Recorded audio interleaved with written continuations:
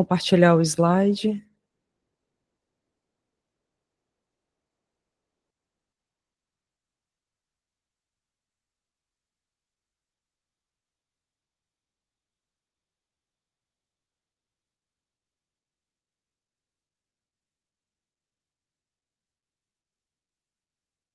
Então, vamos lá.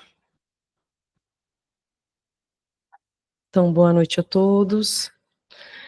O nosso tema do estudo continua no capítulo 4. Ninguém poderá ver o reino de Deus se não nascer de novo. No item, a reencarnação fortalece os laços de família, ao passo que a unicidade da existência os rompe. Então, hoje, eu pretendo retomar sobre o assunto da reencarnação e os laços de família. Lembrando que este assunto já foi dado anteriormente pela Márcia e consta em gravação. Quiser assistir, é só acessar o canal do YouTube da Márcia. E para fundamentar a nossa conversa, tomaremos por base algumas questões do Livro dos Espíritos e outras obras.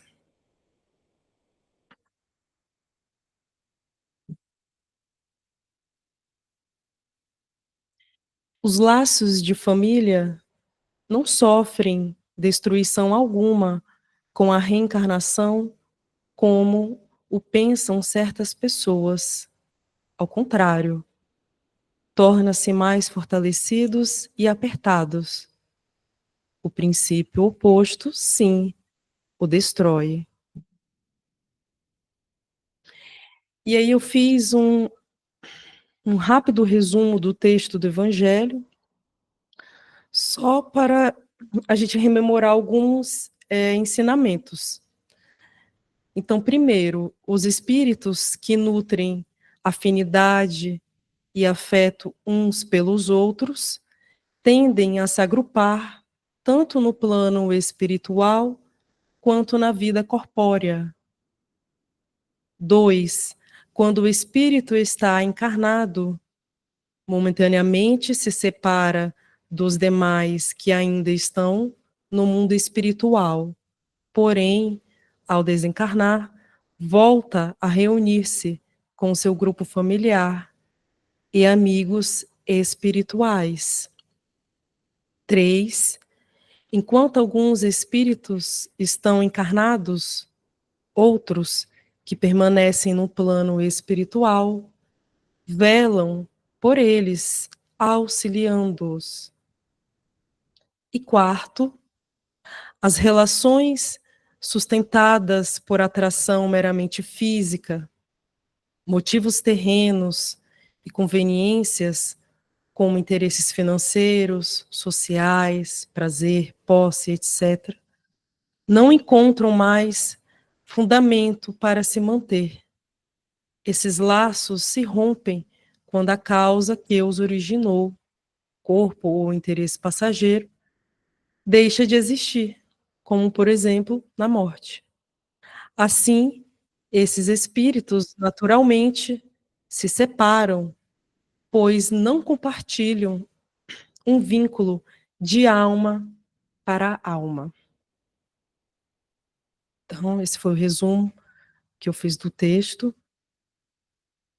E aí vamos para uma questão do Livro dos Espíritos. Pergunta 204. Uma vez que temos tido muitas existências, a nossa parentela vai além da que a existência atual nos criou? Resposta: não pode ser de outra maneira. A sucessão das existências corporais estabelece entre os espíritos ligações que retomam as vossas existências anteriores, remotam as vossas existências anteriores. Daí, muitas vezes, a simpatia que vem a existir entre vós e certos espíritos que vos parecem estranhos. Então, a resposta dos espíritos é que não se restringe a esta única encarnação, né? Então, cada encarnação aproxima ou reúne novamente espíritos que já tiveram laços em outras existências, e a nossa família ela não se restringe apenas ao grupo consanguíneo atual, porque temos também uma família espiritual muito maior, né, formada por aqueles que reencontramos ao longo aí de diversas reencarnações. E os laços que unem os espíritos não se restringe apenas aos sentimentos positivos. Isso a gente deve ressaltar. Então, eles podem ser estabelecidos tanto por amor, amizade, por uma afinidade, quanto por sentimentos negativos, como ódio, paixões, antipatias.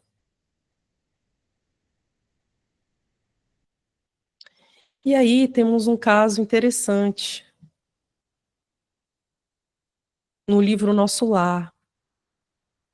Temos a personagem Laura, que é a mãe de Lísias, que habitavam a colônia espiritual Nosso Lar. Então a Laura, ela decide voltar à Terra. E ela faz com o propósito de reencontrar o esposo Ricardo, que já estava reencarnado. E acolher os filhos, porque no Nosso Lar tinha o Lísias e mais duas filhas, que inclusive é essa família que acolhe o André Luiz. Né? Eles criam um vínculo ali muito grande. Então, ela vai receber os filhos, com isso, fortalecendo esses laços familiares em nova existência. Né? E aí é um exemplo de uma família com afinidade espiritual. Né? Então, como a Márcia diz, é uma família funcional. Né? Então, é essa família que se forma a partir de sentimentos sinceros, de respeito, de solidariedade. Né? É um vínculo tão forte que vai muito além da matéria. Então, eles, pelo menos quem já leu o livro, a gente percebe como a relação deles é saudável. É claro que isso não significa que quando reencarnarem não vão ter suas dificuldades ali no cotidiano do lar. Né? Mas é uma família muito próspera. E aí tem um diálogo interessante do Ricardo com a família. Inclusive, como o Ricardo já estava reencarnado, eles utilizam um globo. E aí, nesse globo, aparecia a figura do Ricardo. E aí ocorre uma conversa entre eles. E aí ele diz o seguinte, que a filha dele, no caso, fala assim, pai, o que, que o senhor precisa? Aí ele diz assim, sua mãe virá ter comigo em breve, filhinha. E mais tarde verão vocês igualmente. Que mais eu poderia desejar para ser feliz, se não rogar ao Mestre que nos abençoe para sempre? Então, esse é um dos exemplos aí de famílias com afinidade, com simpatia.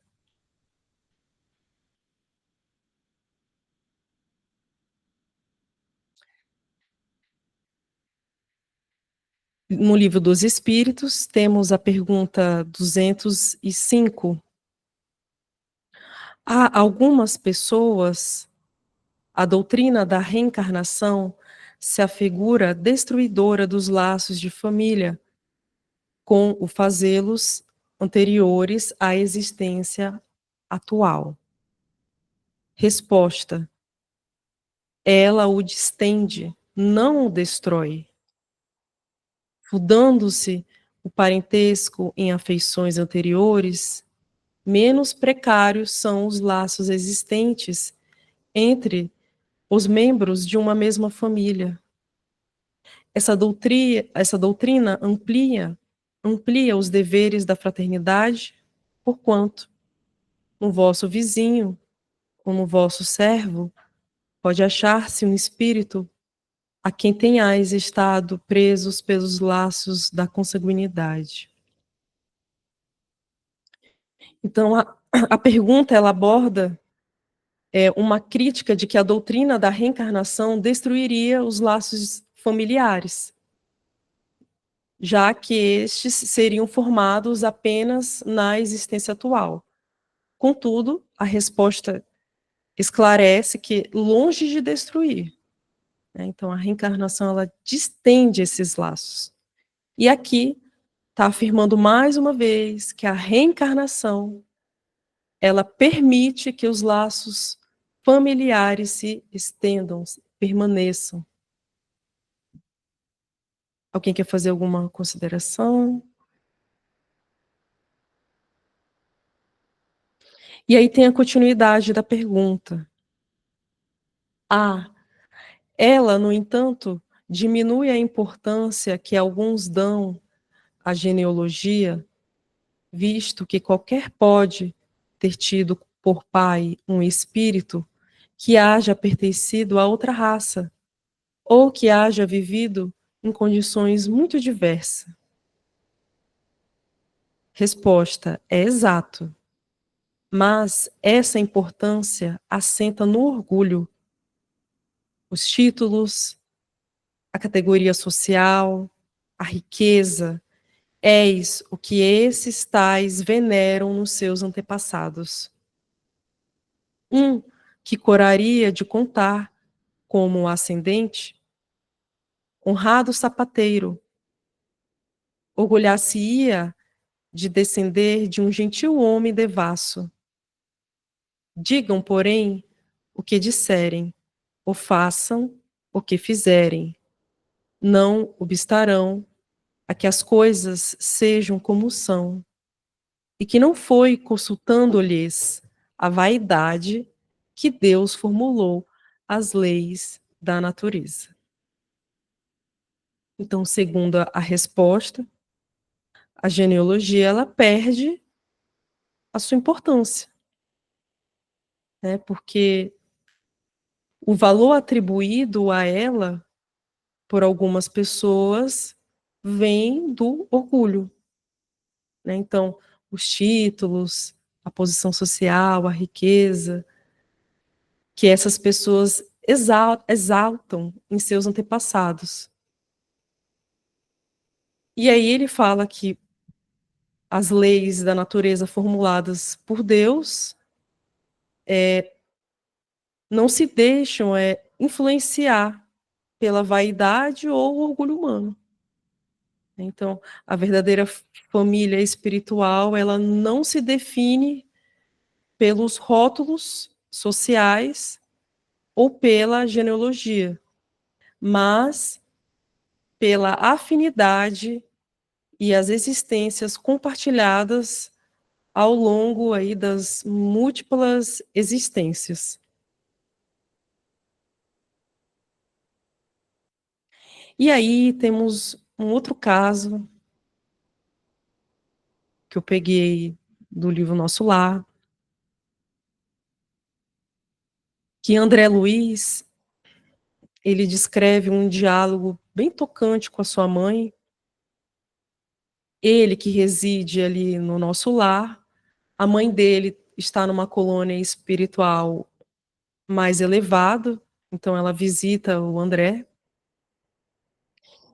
E ela revela o projeto de retornar à Terra para ajudar o marido, o Laerte, que enfrenta graves dificuldades morais e ceticismo em relação à vida espiritual. E também tinha o agravamento em que algumas mulheres com quem Laerte tem débitos passados continuava a persegui-lo no plano espiritual. E aí, a mãe de André planeja reencarnar e recebê-las como filhas na próxima vida, convertendo antigas inimizades em laços de amor. Essas inimizades não em relação à mãe do André Luiz, e sim em relação ao marido. E apesar de André Luiz se surpreender com o retorno dela aos desafios terrenos, ela reforça que o amor e perdão são as chaves para libertar consciências e promover reconciliação. Então, aqui, provavelmente, seria uma família disfuncional. No caso, a mãe do André com o marido e as duas filhas que eram, na verdade, duas amantes que ele tinha. E aí vamos imaginar, né? A genitora vai receber essas duas amantes, o marido, e como será que o ambiente do lar, né? Qual vai ser a realidade desse ambiente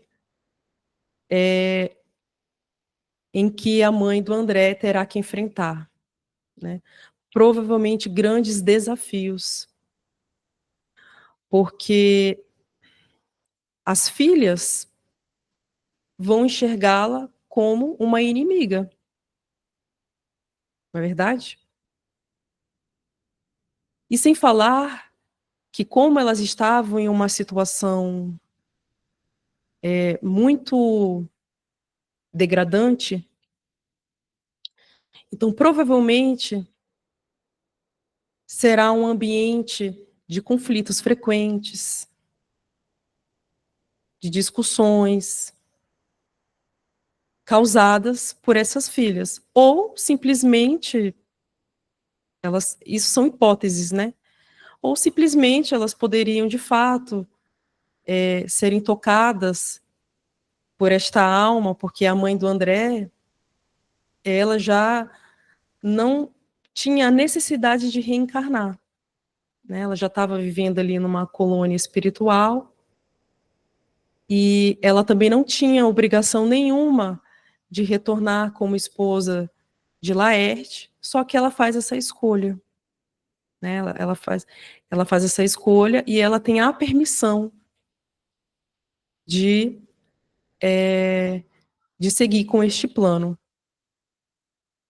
E também tem outra hipótese que pode acontecer. Então, essas filhas provavelmente serão hipersexualizadas.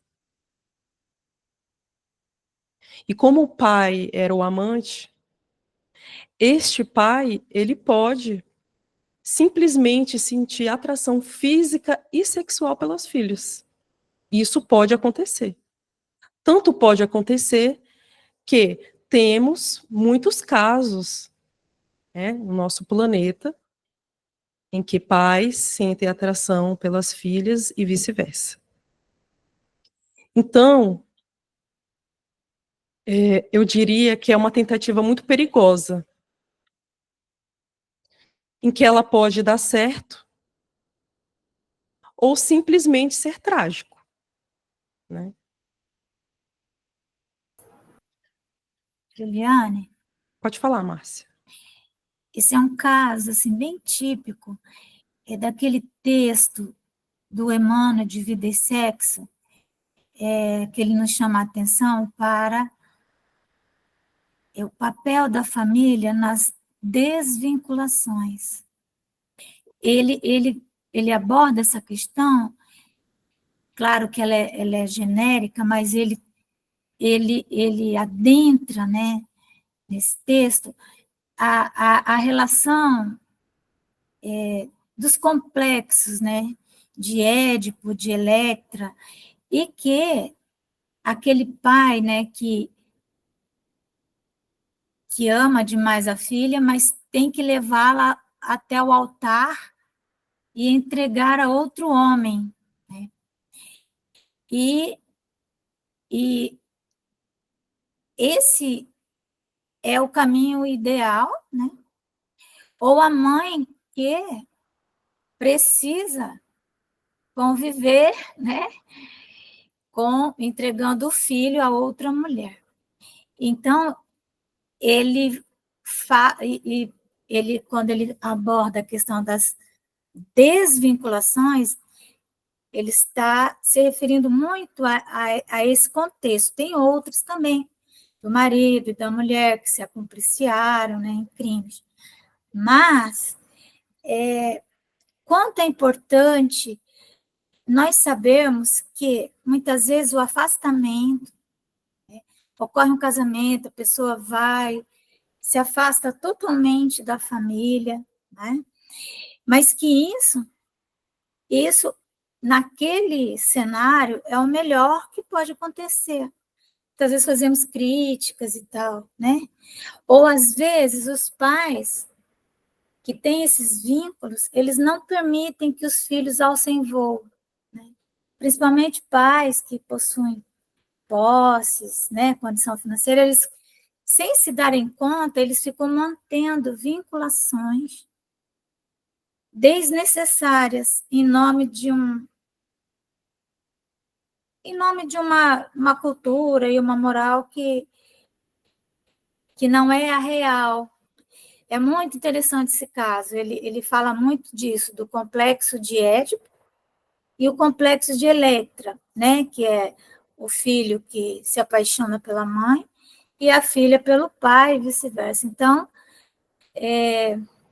gostaria de lembrar disso, é um texto interessante, tanto vinculações quanto desvinculações do livro Vida e Sexo. Excelente.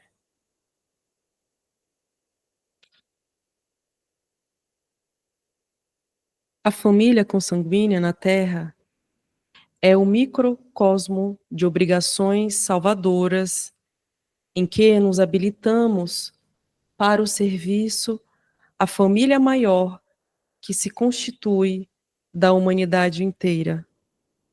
O parente necessitado de tolerância e carinho representa o ponto difícil que nos cabe vencer, valendo-nos dele para melhorar-nos em humildade e compreensão.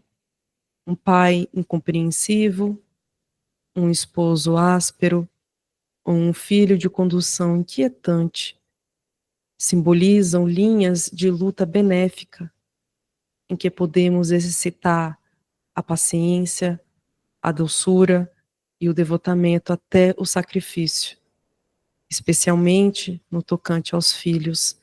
Não nos esqueçamos de que pertencem a Deus e à vida acima de tudo. Esse é um diálogo, né? Eu tirei entre a terra e o céu. É um diálogo de Clara com Odila, que também é uma história muito interessante. Quem leu, quem não leu, é bom relembrar sempre, né? Porque, imagina, são 16 obras. Então, são histórias muito marcantes. E aí é interessante que a Clara, ela coloca a família como um microcosmo, ou seja, é um pequeno universo. E dentro desse pequeno universo tem desafios, oportunidades, amores, antipatias, ódio. E é nessa convivência íntima que somos chamados a exercitar o quê? As virtudes. E também colocar limites. E também não tolerar violência ou desrespeito. Para que a gente possa nos preparar para servir a uma família maior, que é a humanidade. E é importante ressaltar isso, porque quando estamos na convivência com a família, tem muitas pessoas que acham que nós devemos suportar tudo. E não é bem assim, né? Não somos obrigados a permanecer em relações familiares que nos prejudicam. E isso é tão real, gente, que no Brasil, vou falar do Brasil, né? Existem leis específicas e estatutos que visam proteger grupos considerados mais vulneráveis. Que aí vem a criança, o adolescente, o idoso, a pessoa com deficiência, a mulher. Então, quando a família falha ou viola os direitos daquele indivíduo, o Estado e a sociedade, ela tem o dever de agir, a fim de o quê? De assegurar a dignidade e o direito de todos. Alguém quer fazer alguma consideração? Tem, Juju.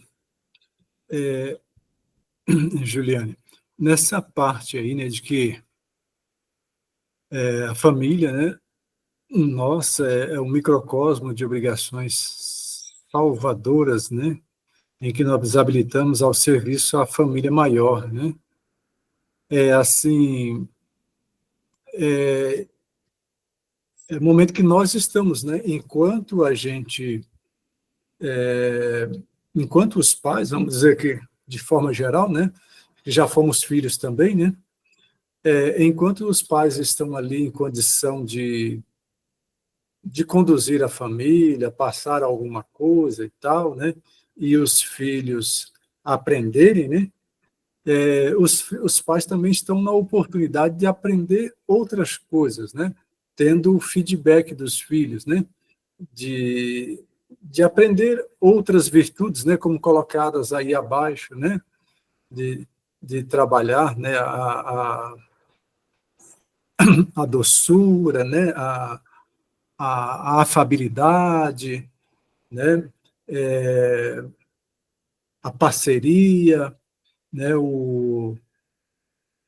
a fraternidade, né, a unidade, né? Então são outras, né, são oportunidades que a gente tem. E assim, é interessante, né, que assim, todos estão ganhando, né, nessa relação, né? E assim, e a gente, os pais não são perfeitos, os filhos não são perfeitos, e ali um está sendo professor e mestre do outro, está oportunizando aprendizado, experiência, né, para a gente chegar realmente à condição esperada de cada um de nós, né? E eu fico observando assim, mais tarde a gente trabalhando assim numa família maior, né, como, né, aqueles irmãos que já estão conduzindo países, por exemplo, né? Então eu fico imaginando assim que cada filho vai representar às vezes uma região do país, né? Ou uma região do trabalho daquele espírito, né? Então assim hoje, né? Hoje o filho dócil, o filho mais estudioso, né? O filho mais difícil, né? E assim, vamos supor, a família com vários filhos, cada um com uma característica, e um espírito que está dirigindo uma comunidade, um país, um estado, né? Uma colônia, sei lá, uma região de trabalho, ele vai ter ali departamentos, áreas, né, que vão estar representando essas características, né? E a família oportuniza esse aprendizado, né? Excelente, tio, excelente colocação.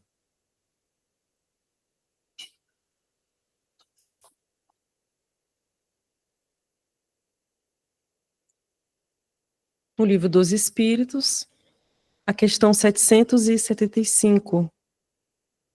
Qual seria, para a sociedade, o resultado do relaxamento dos laços de família? Resposta: uma recrudescência do egoísmo. Essa pergunta ela é muito interessante. Acho que poderíamos ficar nela durante 1 hora só falando dessa pergunta. Mas eu trouxe uma perspectiva diferente dela. Então, a família, ela é o berço da nossa formação social e moral. Então, é nela que aprendemos os valores do amor, da solidariedade, do respeito, da responsabilidade. Pelo menos era para ser assim, né? Por outro lado, o relaxamento desses laços implica um afastamento dos vínculos afetivos e espirituais. E os indivíduos, eles tendem a concentrar suas energias e interesses exclusivamente em si mesmos. E esse isolamento emocional, ele favorece o surgimento e o fortalecimento do egoísmo. Porque sem o incentivo para agir pelo bem do outro, a tendência natural é a valorização do próprio interesse. E isso, ela resulta em uma sociedade o quê? Mais individualista, desunida, né? Onde o cuidado mútuo e a cooperação cedem lugar ao interesse pessoal. E a família, ela é uma das principais células que compõem a sociedade e ela exerce um papel fundamental na dinâmica econômica de qualquer comunidade. Então, por exemplo, aqui no meu bairro, né, temos aqui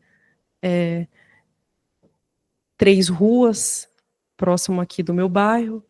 Então, tem casas, dentro dessas casas tem famílias, tem crianças. E isso estimula o quê? A construção, como, por exemplo, de uma escola, que inclusive tem uma escola aqui perto da minha casa. A necessidade também de um atendimento médico em relação à saúde. Isso impulsiona a construção o quê? De hospitais, de clínicas e postos de saúde. Então, à medida que as famílias demandam serviços como educação, saúde, lazer e bens de consumo, as empresas e estabelecimentos comerciais surgem para atendê-las. É só vocês abrirem uma geladeira de um solteiro ou uma solteira e abram uma geladeira de uma família. Vocês vão ver a grande diferença de ambas, né? Então, a geladeira da família, aquela geladeira sempre cheia, é lógico, aquele que pode comprar, né? E a geladeira do solteiro e da solteira é uma garrafa de água, uma bebida, e assim vai.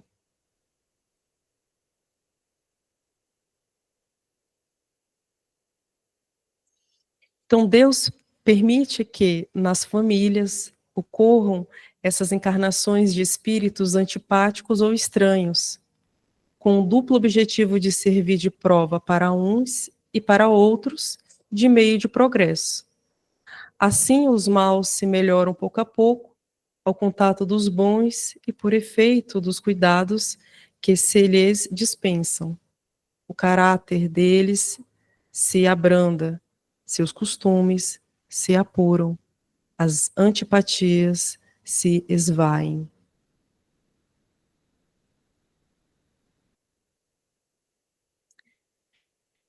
Legião dos Servos de Maria. Bom, eu tirei esse trecho do livro Memórias de um Suicida, que ele vai descrever o processo de preparação para a reencarnação de espíritos que em vida anterior cometeram suicídio. Com seus instrutores, trabalham nos preparativos para o renascimento próprio, colaboram no exaustivo labor das pesquisas para a escolha dos genitores que melhor convenham à espécie de testemunhos que deverão apresentar à frente das leis sacrossantas que infringiram, porquanto, geralmente, os suicidas não reencarnam para a expiação nos círculos de afetos que lhes são mais caros, e sim fora deles.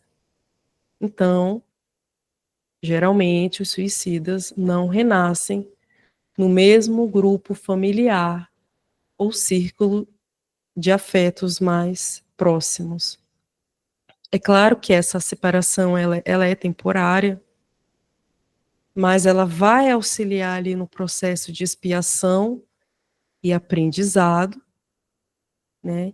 Então, esse espírito ele não conta com o amparo direto daqueles a quem amava ou que lhe eram caros na vida anterior, a não ser que os genitores foram responsáveis diretamente para o suicídio do filho. Aí ele de fato vai renascer ali com os mesmos pais, né? Então, depois das pesquisas ultimadas e escolhida o meio familiar em que ingressarão, demorar-se-ão ainda em torno dos futuros pais, procurando com eles se afinar, conhecê-los melhor, adaptarem-se aos seus modos, principalmente se couber como punição ou necessidade para o progresso, a difícil situação de aceitarem para o renascimento um meio hostil, onde existirão apenas, rodeando-os no decorrer dos dias, inimigos de existências pretéritas, espíritos estranhos, indiferentes, portanto, aos infortúnios que os sacudirão. Então, após essa pesquisa, a definição de qual família melhor atende às necessidades daquele espírito, ele permanece próximo aos futuros pais para poder afinizar-se. Então, esse período de convivência prévia ajuda o espírito a compreender a rotina, os hábitos, a índole, as vibrações do ambiente onde ele vai renascer. E em alguns casos, que é por punição ou necessidade, o espírito ele aceita renascer a um contexto familiar desafiador, né, onde os laços afetivos são frágeis ou inexistentes.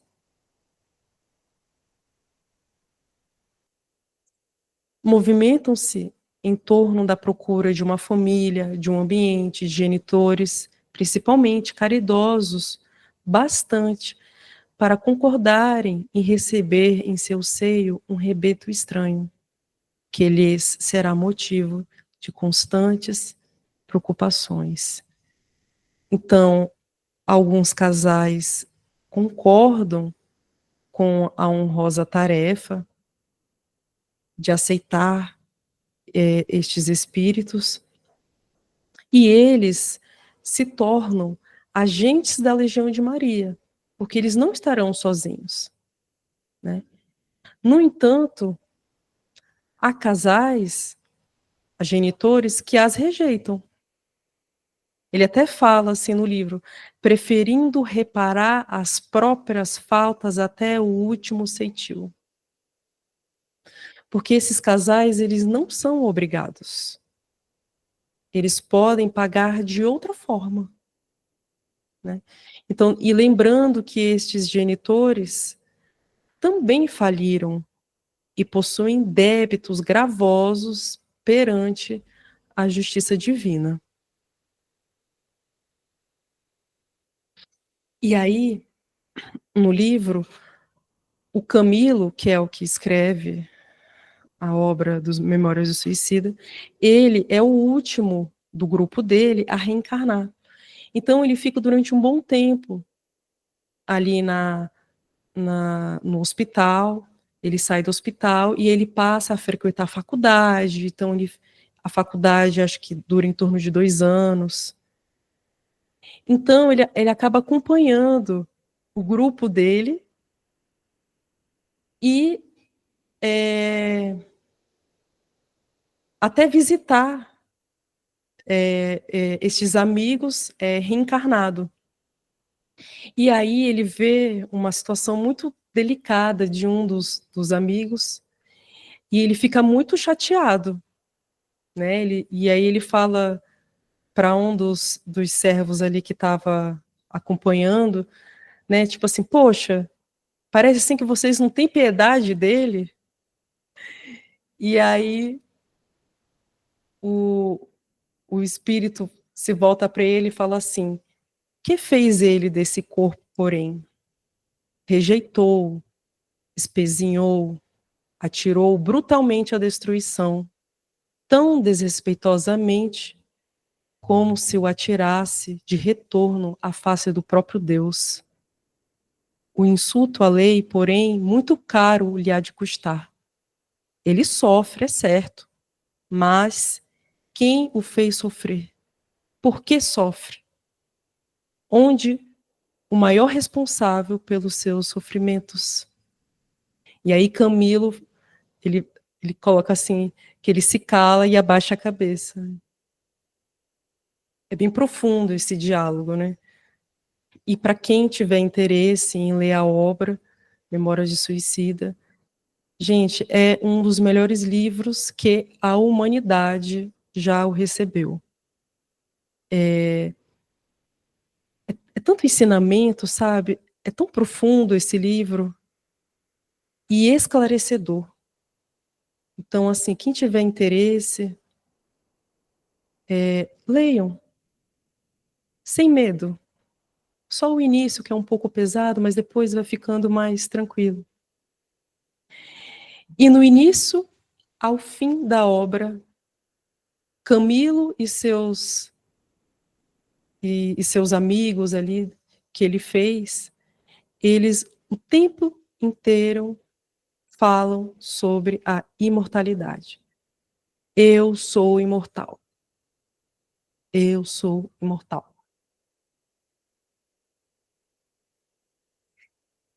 E aí, o nosso Daniel, para finalizar o estudo, vai ler o poema. Porque este estudo sem poema não é o meu estudo. Então, vou passar a palavra ao Daniel.